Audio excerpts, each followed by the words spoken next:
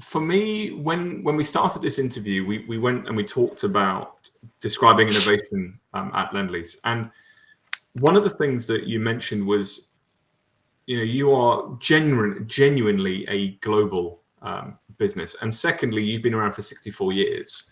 So I'm really interested in terms of, given your mindset shift of moving away from sort of innovation managers to being very much about the culture of everybody within the organization should be innovating.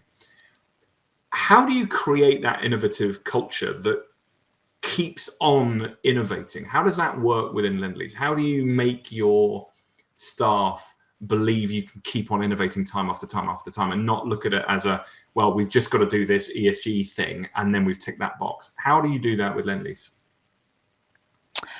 I think there's two things. So, and I've spoken about it. It's about ensuring that we have room to innovate and we have a strong purpose. So I spoke about the strong purpose. I'm not going to talk about it again because it's really about, creating value, creating places where community thrives.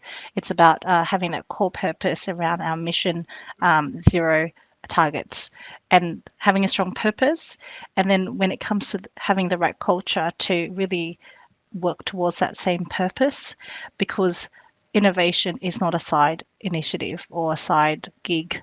And then also when it comes to some of their core areas, besides that strong purpose, is the strong initiatives, that foundational, initiatives in our organization that kind of pushes what we stand for, but also what we invest on. And you've probably heard that Lendlease has now a digital arm that is launching Lendlease Podium, and essentially it's disrupting ourselves around how we think, on how we, think about the life cycle of a asset as a investor, as a developer, as a real estate manager, as an operator, as an asset manager.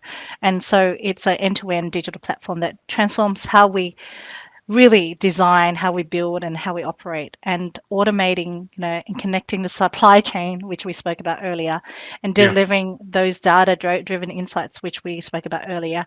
And it's an enabler of how do we start to, generate a autonomous building by creating the foundation and the infrastructure foundation for partnerships, for decision making, for a end-to-end solution lifecycle, not looking at it like spot solutions. Like, I'm not looking just construction, I'm not looking at just asset management, I'm not looking separately at design, but how that end-to-end can be streamlined and provide a productive future for the property industry. Now, that's how we're driving innovation, because we believe in it, we invest in it, and we also are creating products and resources to drive those outcomes to those core purposes that we spoke about earlier, when it comes to our core purpose as an organization, but also what it means when it comes to some of those mission zero targets as well.